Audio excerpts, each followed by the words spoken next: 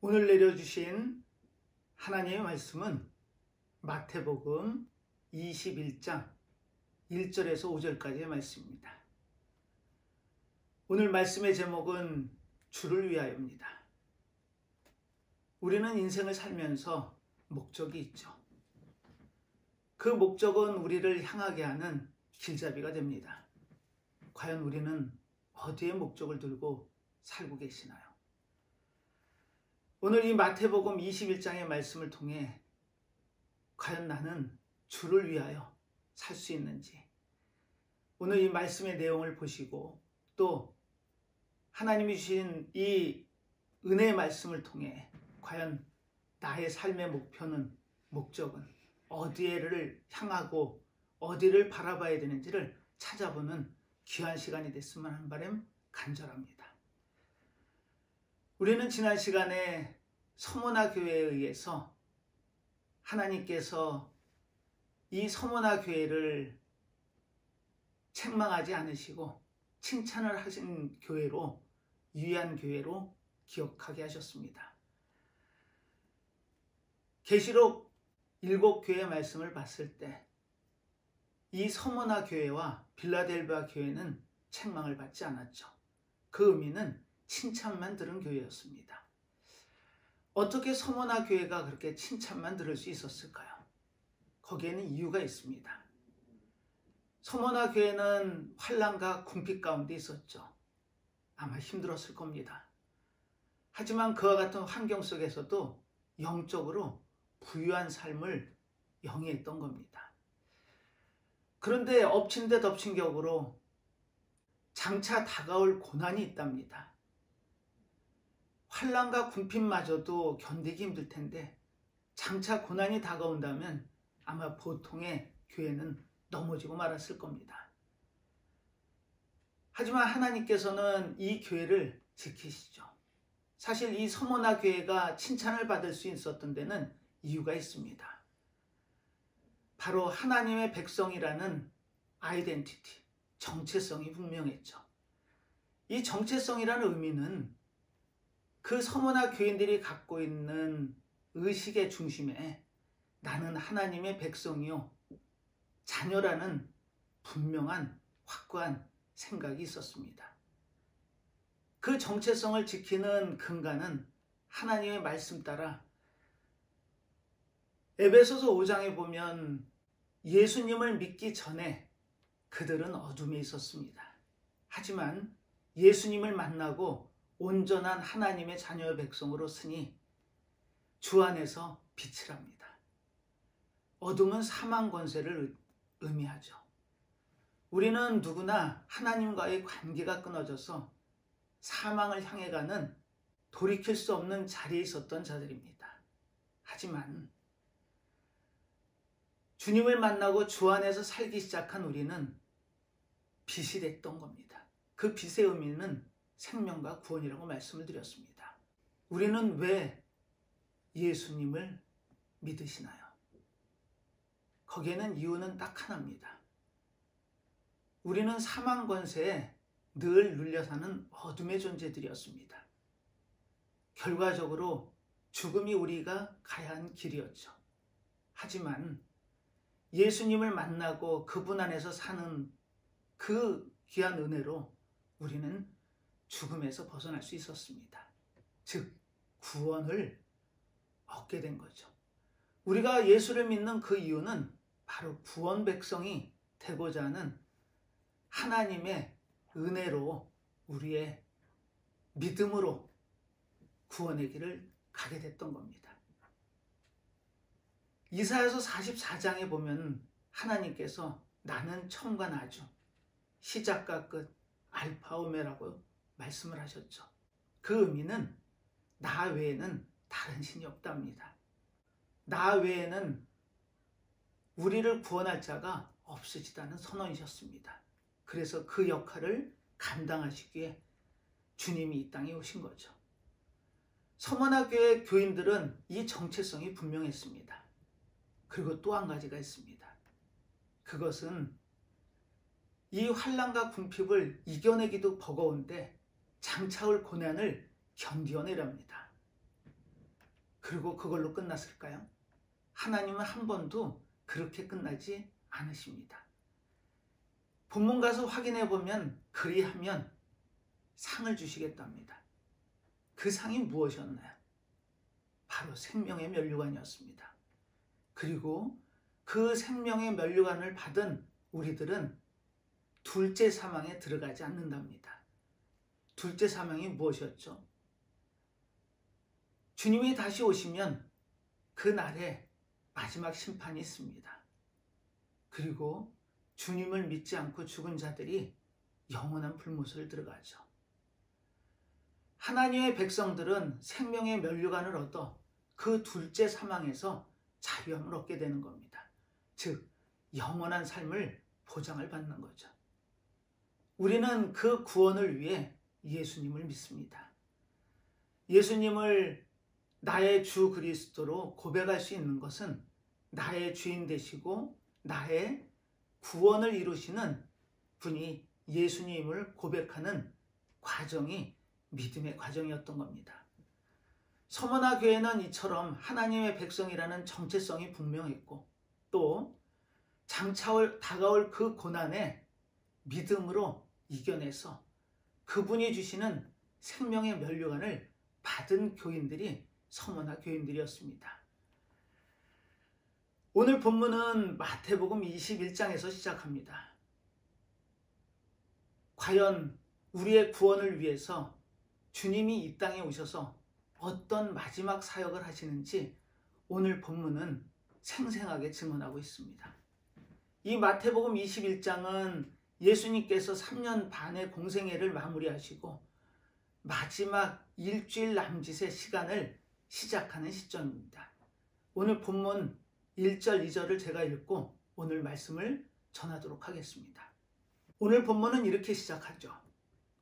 저희가 예루살렘에 가까이 와서 감람산 벳박에 이르렀을 때 예수께서 두 제자를 보내시며 이르시되 너희 맞은편 마을로 가라. 곧 매인 나귀와 나귀 새끼가 함께 있는 것을 보리니 풀어 내게로 끌고 오너라. 이렇게 제자들에게 말씀하고 계십니다. 예수님께서는 하나님의 사역을 하실 때 절대 홀로 하지 않으셨죠. 그 의미는 12사도를 세우시고 이처럼 제자들을 통해 함께 일하셨습니다. 그 의미는 하나님의 일을 함께 하시고 나누길 원하셨던 거죠. 바로 믿음의 연대였습니다. 예수님께서 이 마지막 한 주간입니다. 지금 이 예루살렘에는 6월절을 맞아 적어도 100만에서 200만이라는 많은 유대인들이 6월절 명절을 지키기 위해 예루살렘에 모여 있습니다. 불과 6월절을 닷새 남겨놓은 시점이었죠. 예수님께서는 이 닷새 남겨놓은 시점에 예루살렘으로 입성을 하십니다. 요한복음 12장에 가서 확인해 보면 그 전날 베다니에서 하루를 보내시죠. 그때가 성경의 기록대로 6월절 엿새 전이었습니다. 즉 토요일이었죠. 그 토요일날 베다니에 가서 바로 죽은 지 4일 된 나사로를 살리신 그 나사로의 집을 찾아가시죠. 물론 동생들은 마리아와 마르다입니다. 그곳에서 하루를 보내시고 오늘 이제 예루살렘에 입성하시는 겁니다. 6월절에 십자가에서 해를 당하셨으니 불과 그 십자가를 지시기 5일 전의 일이었습니다.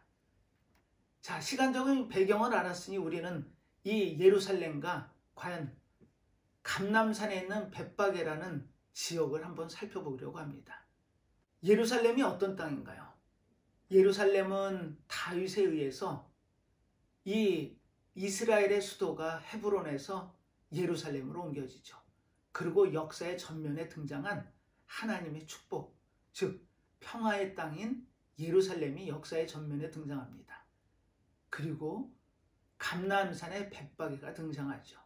이 벳바게부터 예루살렘이 시작이 되는 겁니다. 예루살렘 중심가에서 한 2km 남짓 떨어져 있는 거리의 자그마한 마을입니다. 예수님께서 제자들과 함께 예루살렘에 입성하시는데 이 마을에 도착하시죠. 그리고 조금은 당황스러운 무슨 의미인지는 아직 제자들은 알 수가 없습니다. 맞은편 마을에 있는 나귀 2마리를 끌고 오라고 명을 하십니다. 여기에는 어떤 의미가 있을까요? 이 감람산의 벳박이라는 이 지역을 1000년 전의 시간을 거슬러 올라간다면 다윗이라는 인물을 만납니다. 다윗이 누군가요? 이스라엘 백성들이 가장 칭송하는 왕 중의 왕이죠. 그 다윗이 자신의 친자식인 압살롬의 반역으로 신발도 제대로 신지 못하고 측근들과 함께 이 감람산 벳박이를 지납니다.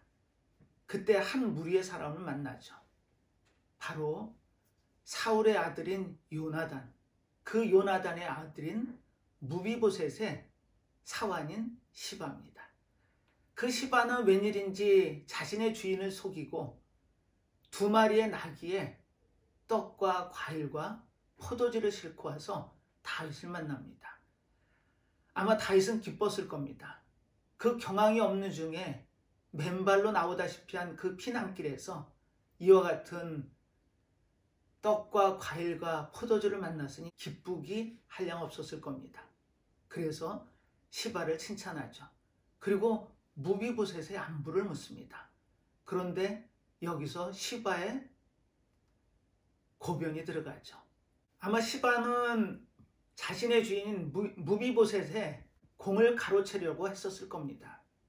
그 안장에 먹을 것을 싣고 다윗과 함께 가기 위해 이 나귀를 준비했죠. 하지만 웬일인지 시바는 주인을 따돌리고 그 모든 것을 가지고 가 자기의 역할로 포장을 합니다.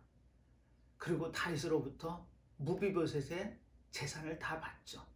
1000년 전에 있었던 역사적인 사건입니다. 그 사건과 예수님이 이 2 나귀를 가져오라고 명한 데는 어떤 연관성이 있을까요? 우리는 거기서 오버랩되는 내용을 읽으셔야 됩니다. 사실 전쟁에서 승리한 왕은 말을 타고 입성을 하죠. 지금 예수님께서는 십자가를 지시기 불과 5일 전이셨습니다. 이제 공생의 사역의 마지막을 가셔야 됐고 그 마지막은 십자가의 고난이었습니다. 이와 같은 상황에서 제자들 2을 보내서 나귀를 끌고 오라고 명을 하십니다. 나귀의 의미가 무엇이었을까요? 평화의 왕의 귀환을 의미하는 것이었습니다. 나귀를 타고 입성하는 왕은 평화의 왕입니다. 겸손의 왕이죠.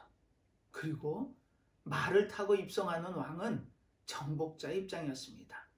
예수님께서는 그 나귀를 타고 예루살렘에 입성하시기로 되어 있었습니다. 그 근거를 어디서 찾을까요? 스가랴 9장 9절에 가서 확인합니다. 시온에 따라 크게 기뻐할지어다. 예루살렘에 따라 즐거이 부를지어다. 보라, 내 왕이 내게 임하나니 그는 공의로우며 구원을 베풀며 겸손하여서 나귀를 타나니 나귀의 작은 것 곧 나귀 새끼니라. 이렇게 기록이 되어 있습니다. 지금 우리가 보는 본문에 바로 이 구절이 인용되고 있었죠. 예수님께서는 2가지 이유 때문에 나귀를 타십니다. 첫 번째 이유는 왕의 귀환입니다. 즉 예수님이 이 땅에 오신 3중 사역이라고 하죠. 3가지 사역을 감당하시는데 그 첫 번째가 왕으로 오신 겁니다. 즉 이 땅을 통치하시기 위해 오신 거죠. 그리고 2번째가 선지자로 오신 겁니다. 즉 하나님의 말씀을 전하신 거죠. 그리고 3번째가 대제사장으로 오신 겁니다. 그 대제사장의 의미는 중보의 의미죠. 예수님께서는 이 땅에 왕으로 통치하기를 원하셨습니다. 하지만 세상이 예수님을 믿는 그 무리들이 예수님의 의미를 전혀 알지 못했습니다. 그래서 예수님이 우셨다라고 누가복음 기자는 기록하고 있습니다. 지금 이 스가랴서 9장 9절의 내용이 마태복음 21장의 인용이 되고 있는데 두 구절이 빠져 있습니다. 하나는 기뻐할지어다, 또 하나는 공의로우시며 우리에게 구원을 베푸시는 분이라는 내용이 빠져 있습니다. 그 의미는 왜 그럴까요? 아직 때가 되지 않았다는 겁니다. 예수님께서 마지막 사역을 위해 예루살렘으로 입성하실 때 예루살렘을 보고 우셨다라는 기록을 누가가 남기고 있죠. 그 의미는 정확히 40년 뒤에 로마 장군 티투스에 의해서 예루살렘이 점령이 되고, 그때도 물론 유월절을 지키기 위해 많은 이스라엘 백성들이 예루살렘에 모여 있을 때입니다. 그때 110만이라는 어마어마한 이스라엘 백성들이 로마군의 칼에 죽어나가죠. 그리고 로마가 이 예루살렘을 점령하게 됩니다. 그리고 돌 하나도 돌 위에 남지 않는 어마어마한 사건이 예루살렘에 40년 뒤에 있을 것을 예수님은 아셨죠. 그러니 기뻐하실 수 없었던 겁니다. 그래서 눈물로 그 예루살렘을 볼 수밖에 없었죠. 하지만 이스라엘 백성들은 전혀 그 내용을 알 수도 없을 뿐더러 알려고 하지도 않았습니다.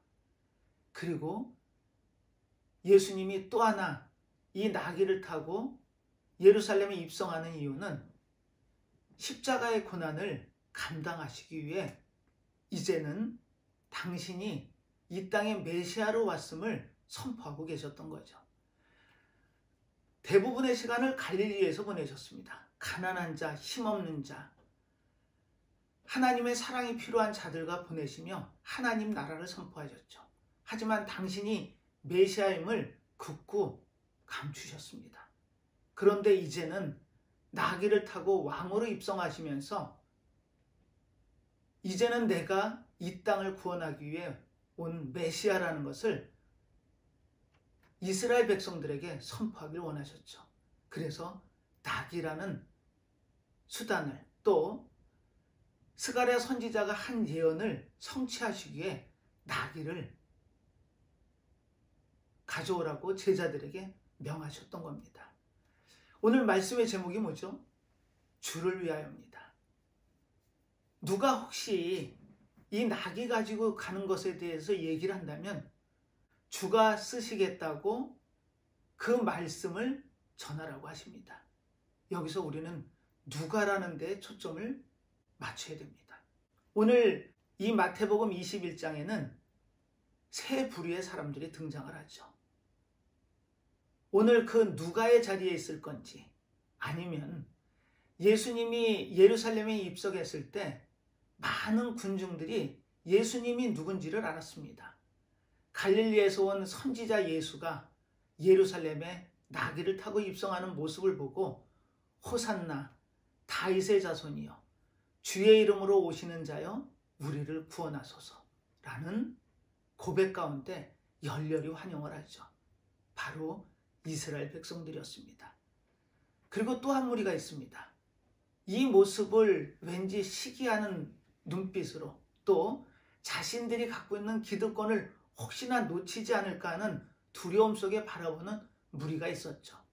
바로 본문의 확인대로라면 대제사장과 서기관들이었습니다. 이들은 날 때부터 제사장이고 날 때부터 서기관입니다. 레위지파 사람들이죠. 물론 제사장들은 하나님과 이 이스라엘 백성 사이를 중보를 하죠. 그리고 서기관들은 하나님의 율법을 필사하고 또 그 율법을 가르치는 교사의 역할을 합니다. 그리고 재판 때는 그 재판관의 입장에서 백성들을 심판을 했죠. 막강한 권한이었습니다. 그리고 그들은 대부분 바리새인들이었죠. 이처럼 대제사장과 바리새인의 무리가 있습니다. 과연 이들의 모습에서 우리는 어떤 삶의 모습으로 가야 될지 오늘 그 길을 찾아보려고 합니다. 릭 워렌이 쓴 책의 제목이 목적이 이끄는 삶이라는 책이 있습니다. 그리고 그 내용의 결론은 딱 한 절입니다. 목적이 이긴다. 제가 서두에 우리는 과연 어떤 목적으로, 어떤 목표로, 어떤 방향으로 삶을 살아야 되는지를 찾아보자고 말씀을 드렸습니다. 오늘 이 마태복음 21장에 세 부류의 사람들이 나오는데 과연 우리는 어떤 삶을 살아야 되는지 이제 찾아보려고 합니다. 릭 워렌이 쓴 목적이 이끄는 삶의 내용에서 목적이 이긴답니다. 우리는 여기서 한 자매의 아픈 사연이 담긴 책의 내용을 잠깐 소개하려고 합니다. 책의 제목은 지선아 사랑해. 아마 읽어보신 분들도 있으실 겁니다. 23살이라는 대학교 4학년의 여학생이 오빠와 함께 도서관에서 공부를 하고 늦은 시간에 차를 타고 가다가 음주운전을 하고 중앙선을 넘어온 차에 의해서 사고를 당하죠. 그리고 전신 화상을 입습니다. 그리고 앰뷸런스에 실려서 병원에 갔을 때 의사들은 포기를 하죠. 그 여동생을 살리기 위해 불길에 휩싸인 여동생의 그 참다한 모습을 보고 견딜 수 없었던 오빠는 맨몸으로 달려가 그 여동생을 불길에서 구해내죠. 그리고 곧바로 차가 폭발을 하는 사고를 겪었던 겁니다. 오빠도 그 여동생을 살리려다가 팔에 심한 화상을 입었죠. 그 상황에서 오빠만 치료하더랍니다. 여동생은 가망이 없었던 거죠. 5년여의 투병 기간이었습니다. 수술을 30번 이상 했답니다. 그런 상황에서 자신을 위해 기도하고 자신을 위한 그 많은 사람들의 손길에 감동을 받았습니다. 삶을 포기하려고 했죠. 깨어나서 오빠가에게 한 첫 마디가 나는 이 모습으로 어떻게 살아? 그게 첫 마디였답니다. 하지만 5년 동안 투병 생활을 하고 그때 이 이지선이라는 자매는 마음을 다잡죠. 이제부터는 나를 위한 삶이 아니고 남을 위한 삶을 살겠다고. 그리고 홀을 단신으로 미국으로 유학을 갑니다. 12년 동안 보스턴 대학, 콜롬비아 대학에서 석사학위를 받고 또 UCLA에서 사회복지 박사학위를 받았습니다. 그리고 40이란 나이에 한동대학에서 학생들의 사회복지를 가르치는 교수로 쓰죠. 인터뷰에 이런 말미가 있더라고요. 만에 하나 그 사고 전으로 돌아갈 수 있다면 당신은 돌아가시겠습니까? 답은 이랬습니다. 절대 다시 돌아가고 싶은 생각이 없다고. 머리끝부터 발끝까지 전시사장을 입었습니다. 손가락을 잘라냈죠. 엄지손가락 하나만 겨우 정상적이었답니다. 그런데 자신은 결코 그 사고 전으로 돌아가고 싶은 생각이 없다라는 고백을 하더라고요. 그 이유가 뭘까요? 자신의 삶의 방향을, 목적을 찾은 겁니다. 내 삶이 나를 위한 삶이 아니고 하나님이 나를 살려주셨고 또 나를 살려주시되 그 목적 이유를 분명히 알려주셨던 겁니다. 이제부터는 남을 위해서 살겠습니다라는 고백을 하면서 인터뷰를 마무리하더라고요. 사랑하는 믿음의 성도 여러분, 우리는 이 땅을 살면서 과연 어떤 목적으로 살고 계시나요? 지금 예수님께서는 그 공생의 마지막 말미에 십자가의 고난을 감당하시기에 이 길을 가십니다. 예루살렘에 입성을 하죠. 그 예루살렘에는 지금 유월절을 지키기 위해 많은 이스라엘 백성들이 각지에서 심지어는 타국에서 이 예루살렘에 들어와 있었던 겁니다. 그리고 오늘 말씀드렸던 누가 주를 위하여 쓸 것이냐가 결정이 됩니다. 본문 7절입니다. 나귀와 나귀 새끼를 끌고 와서 자기의 겉옷을 그 위에 얹음에 예수께서 그 위에 타시니 이렇게 기록이 되어 있습니다. 예수님께서 가져오라는 그 나귀를 주가 쓰시겠다라는 말씀 한마디로 그 나귀의 주인이 분명히 내어준 그 나귀를 타시게 됐던 겁니다. 자, 여기서 겉옷을 나귀에 얹습니다. 사실 이 배경은 우리가 새해에 들어와서 열왕기 하에서 봤던 그 말씀의 내용입니다. 예후가 선지자 엘리사의 제자에 의해서 기름이 부어지죠. 하나님의 말씀에 따라 북이스라엘의 왕으로 세워진 겁니다. 그때 그 내용을 몰랐던 그 주위에 있던 군대 장관들이 그 예후의 표정을 읽고 물어봅니다. 과연 엘리사의 제자가 무슨 일 때문에 왔냐고. 예후가 상황을 설명합니다. 엘리사의 제자가 하나님의 말씀을 받아 나에게 기름을 부었다고. 그 순간 군대 장관들이 한 행위가 있습니다. 바로 자신들의 겉옷을 가져다가 그 예후의 발 밑에 깔죠. 이 의미는 이제부터 당신이 우리의 왕입니다라는 고백이었습니다. 이제 우리는 당신의 신하입니다라는 그와 같은 모습의 행동이 겉옷을 까는 거였죠. 지금 예수님이 나귀를 탈 때 안장에 겉옷을 깔고 그 앞에 겉옷과 나뭇가지를 놓습니다. 이제 바야흐로 예수님께서 우리의 왕으로 쓰시는 현장이고 모습이었습니다. 그동안에는 내가 메시아로 왔다는 걸 감추길 원하셨죠. 하지만 성경에서 처음으로 주께서 쓰시겠다라는 말씀을 통해 이 나귀를 취하십니다. 그리고 그 나귀를 타고 예루살렘에 입성하고 계셨던 거죠. 이 예루살렘은 어떤 땅인가요? 지금도 중동의 화약고라고 하죠. 더군다나 기독교, 이슬람교, 유대교가 섞여 사는 땅이 예루살렘입니다.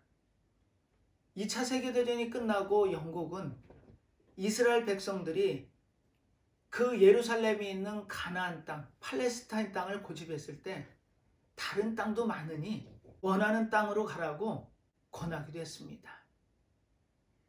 그 대표적인 땅이 우간다였죠.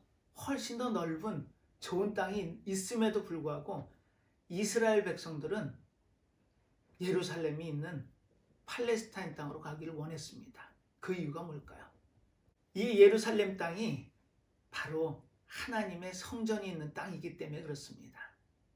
그만큼 이 예루살렘이라는 위치나 이스라엘 역사에서 차지하는 지위는 어마어마한 의미였던 겁니다. 이스라엘 백성들이 100만에서 200만이 모이는 그 땅에 바야흐로 예수님께서 메시아의 사역을 마무리하시기 위해 그 길을 들어가고 있었던 거죠. 그런데 그들의 반응은 어땠나요? 그 반응을 우리는 본문을 통해서 확인합니다. 앞에서 가고 뒤에서 따르는 무리가 소리질러 가로되 호산나 다윗의 자손이여 찬송하리로다 주의 이름으로 오시는 이여 가장 높은 곳에서 호산나 하더라. 아멘. 호산나. 우리를 구원하셔서. 우리를 구원하는 이 메시아가 구약에서 이야기했던 그 메시아가 우리 눈앞에 쓴 겁니다.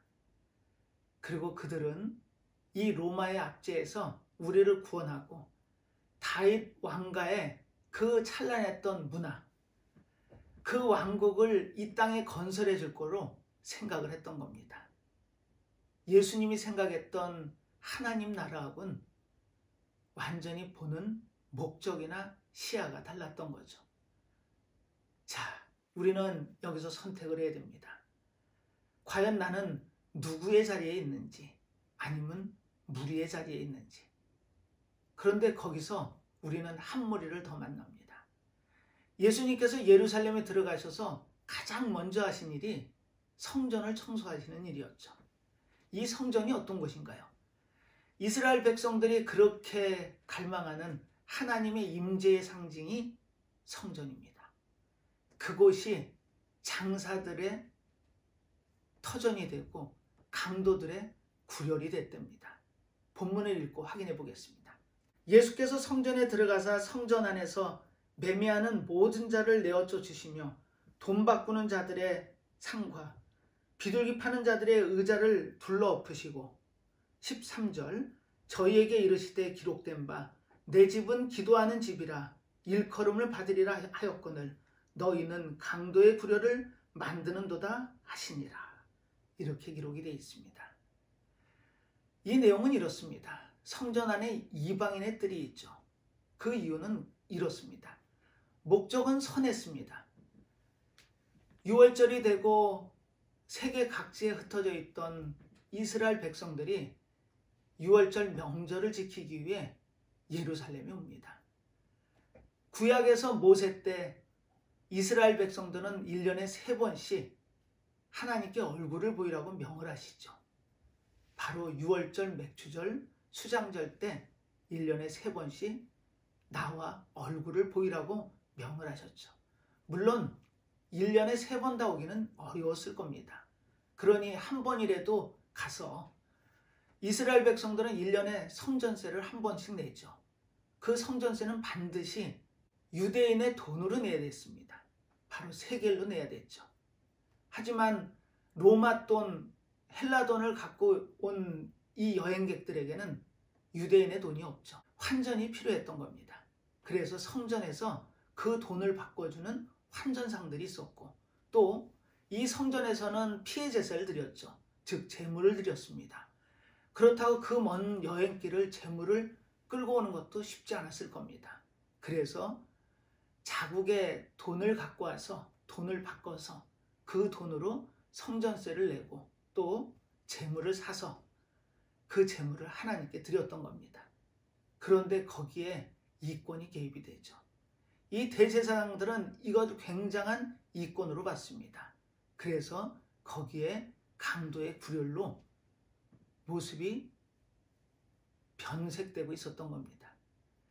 예수님께서는 십자가의 고난을 당하시기 전에 하나님하고의 관계, 즉 이 성전을 깨끗이 하고 예수님께서는 내 집을 기도하는 집이라고 말씀하십니다.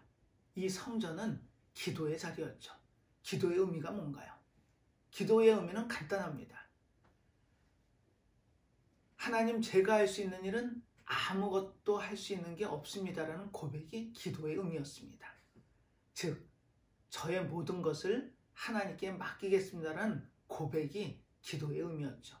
그런데 웬일인지 이 기도의 자리가 강도의 굴혈로 바뀐 겁니다. 이처럼 우리는 그 모습이 왜 그렇게 바뀌었는지를 찾아봐야 됩니다. 바로 본문은 이렇게 증언하죠. 15절입니다. 대제사장들과 서기관들이 예수의 하시는 이상한 일과 또 성전에서 소리질러 호산나 다윗의 자손이여 하는 아이들을 보고 분하여 16절 예수께 말하되 저희의 하는 말을 듣느뇨 예수께서 가라사대 그렇다 어린아기와 젖먹이들의 입에서 나오는 찬미를 온전케 하셨나이다 함을 너희가 읽어본 일이 없느냐 하시고 이렇게 기록이 되어 있습니다. 이 성전의 이권이 굉장히 컸습니다. 그래서 대제사장들과 서기관들은 이 이권을 놓치기가 싫었죠. 그런데 예수님께서 이 예루살렘에 입성하셔서 처음 하신 일이 성전을 정화하시는 일이었습니다. 그리고 그 자리를 기도의 자리로 바꾸시길 원하셨죠. 자, 우리는 이 말씀의 서두에 세 부류의 사람이 있다고 말씀을 드렸습니다. 오늘날 교회 안도 마찬가지입니다. 대제사장과 서기관들은 나면서부터 세습이 됩니다. 그래서 레이지파 사람 중에 그 서기관을 하는 자제 중에 그 자제를 가르쳐서 율법 교사로 만듭니다. 그리고 40세가 되면 율법을 마음대로 그 의미 해석을 할 수 있는 권한을 주죠. 그러니 이 서기관들이 갖고 있는 권한은 막강했습니다. 대제사장들 또한 마찬가지죠. 자, 오늘날로 말하면 기득권 세력입니다. 자, 이와 같은 상황에서 그들의 믿음은 어느 자리에 있었나요? 하나님을 섬기고 그 모든 것을 이끌어간다는 지도자의 역할에 있었던 그들의 모습, 분했답니다. 예수님이 이 땅을 구원하시기 위해 십자가의 고난을 위해서 예루살렘에 입성하고 있는 이 순간까지도 그들은 자신의 이권이 손상을 당할까 봐 분해하고 두려워했던 겁니다. 그리고 또 한 부류가 있죠. 무리들입니다. 우리는 교회 안에서 믿음을 가지고 하나님을 섬기고 믿는다 하지만 그 믿음의 실체가 자신이 받을 복에 초점이 맞춰져 있는 그와 같은 우매한 모습도 우리는 보게 됩니다. 그 모습이 무엇이었죠?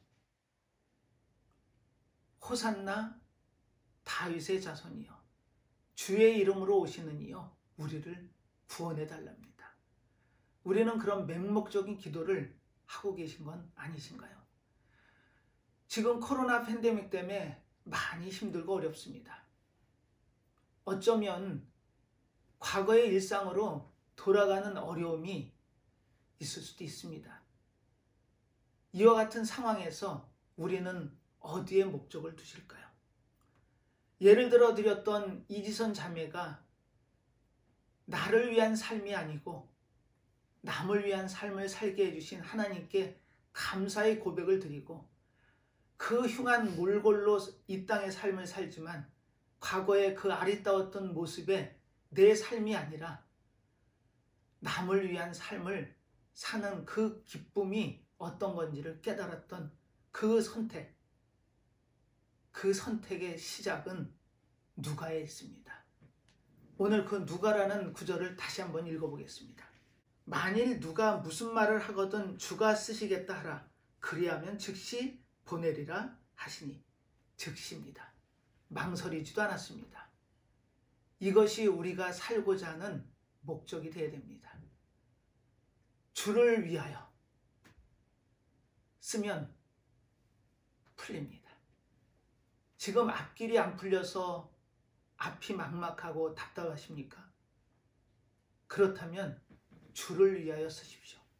나를 주를 위하여 쓰는 그 도구로 기꺼이 내어드린다면 주님이 우리의 길을 바꾸실 겁니다. 그걸 성경에선 형통이라고 하죠.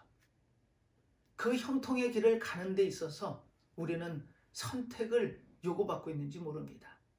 내 믿음의 현주소는 어디인가요? 대제사장이나 서기관들처럼 자신의 기득권을 지키기 위해 애쓰고 힘쓰는 그 자리에 계신 건 아닌가요? 그렇지 않으면 나의 복을 위해서, 나를 위해서 사는 믿음의 삶인가요? 우리는 오늘 21년 첫 달 1월의 마지막 날을 주일 예배를 드리며 마지막을 지나고 있습니다. 오늘 그 누가라는 의미에서 주를 위해 쓰는 그와 같은 삶으로 선택하기를 권합니다. 그렇게 되면 주님이 하시겠답니다. 서머나 교인들이 그 어려운 환경에서 환난과 궁핍 가운데 영적인 부유함을 누리고 또 장차 다가올 고난을 견뎌냈을 때 충성됐다라는 표현으로 칭찬을 하셨습니다. 그 충성이 뭔가요? 신실함입니다. 믿음의 자리에는 그 신실함이 반드시 필요하고 그리고 그리하면 생명의 면류관을 보장하시겠답니다. 사랑하는 믿음의 성도 여러분, 우리의 삶이 아무리 고달프고 어렵고 힘든 과정 중에 있더라도 우리의 삶을 기꺼이 주를 위하여 드립시다. 그렇다면 그분이 쓰시겠답니다. 그분이 쓰시면 우리의 삶은 바뀌고 달라질 수 있습니다. 그것이 믿음이고 신실함입니다. 환경이 어렵다고 우리는 변화되고 바뀌는 것이 아니라 충성된 종아라는 칭찬을 받을 수 있으려면 신실한 믿음이 필요합니다. 이 믿음의 과정이 주님의 바람이었던 겁니다. 이 찬란했던 예루살렘이 무너져가는 그 모습을 예수님은 분명히 봤죠. 그리고 눈물을 흘리셨습니다. 하지만 그분이 하시는 그 사역의 길은 멈출 수 없었습니다. 그리고 5일 뒤에 6월절 날 우리를 위해 기꺼이 당신의 몸을 십자가에 다시죠. 그것이 주님의 사랑입니다. 우리가 이 땅을 살면서 그 사랑을 기억한다면 우리는 목적이 바뀔 수 있습니다. 그리고 그 목적이 우리를 이기게 할 겁니다. 사랑하는 믿음의 성도 여러분, 그 목적이 눈에 보이고 기꺼이 주를 위한 삶 가운데 나가는 귀한 삶을 사는 믿음의 성도 여러분들 다 되시기를 간절히 바라면서 오늘 말씀을 마무리하도록 하겠습니다. 기도하시겠습니다. 하나님 아버지, 오늘도 주일 예배를 통해 우리에게 귀한 말씀을 주십니다. 우리 앞에 놓인 그 많은 환난과 궁핍, 또 장차 다가올 고난 가운데서도 흔들리지 않는 믿음 가운데 충성된 삶을 원하셨습니다. 저희들이 연약하고 보잘것없지만 주님이 주신 이 귀한 말씀을 붙들고 저희들이 누가라는 위치에 서서 주를 위한 삶 가운데 나가길 원합니다. 그 목적이 분명히 보이는 우리의 믿음 안에 사는 삶이 되기를 원합니다. 저희들에게 힘 주시고 능력 주셔서 이 땅의 삶에서 타협하지 않고 오직 믿음 안에서 승리할 수 있는 귀한 삶을 살기를 간절히 바라고 원하며 모든 말씀 예수님의 이름으로 기도드리옵나이다. 아멘.